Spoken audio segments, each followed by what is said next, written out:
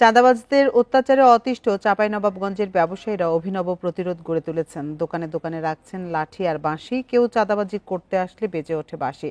এগিয়ে আসেন অন্যরা, করা হয় সম্মিলিত প্রতিরোধ। চাঁপাইনবাবগঞ্জ শহরের অন্যতম বাণিজ্যিক এলাকা উদয়নমোড় ও হুজরাপুর। বছরের পর বছর ধরে এখানকার প্রায় ৩৫০ ব্যবসায়ী চাঁদাবাজদের হাতে জিম্মি। গত বছরের ৫ আগস্টের পর অবস্থা পরিবর্তনের আশা করলেও হতাশ হতে বেশি সময় লাগেনি তাদের। ভুক্তভোগীদের অভিযোগ, ৮ থেকে ১০ জন চিহ্নিত সন্ত্রাসী এলাকা নিয়ন্ত্রণ করছে। চাঁদা না দিলে হুমকি, মারধরের শিকার হন তারা। এমন পরিস্থিতিতে ব্যবসায়ীরা ঐক্যবদ্ধ হয়ে গড়েছেন উদয়নমোড় হুজরাপুর ব্যবসায়ী সমিতি। প্রতিটি দোকানে রাখা হয়েছে লাঠি বাঁশি। চাঁদা চাইতে এলেই সম্মিলিতভাবে গড়ে তোলা হবে প্রতিরোধ।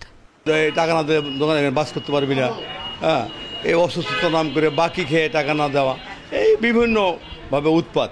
তাদেরকে ধরে আইনের হাতে তুলে দেবো, এটাই হলো আমাদের উদ্দেশ্য।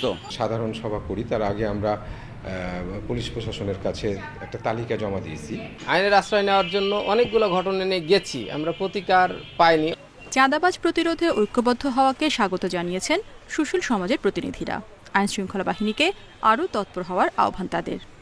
এই উদ্যোগটি সর্বস্তরে হওয়া দরকার, কারণ যেখানে চাঁদাবাজ, মাদক ব্যবসা, দুর্নীতি, এই সমাজে আমাদের প্রতিদিন আমরা আস্থাহীনতায় ভুগি নিজের প্রতিও। সেক্ষেত্রে মানুষের সংঘবদ্ধতা খুবই গুরুত্ব বহন করে। পুলিশের দাবি, ব্যবসায়ীরা চাঁদাবাজির ব্যাপারে অবহিত করেনি।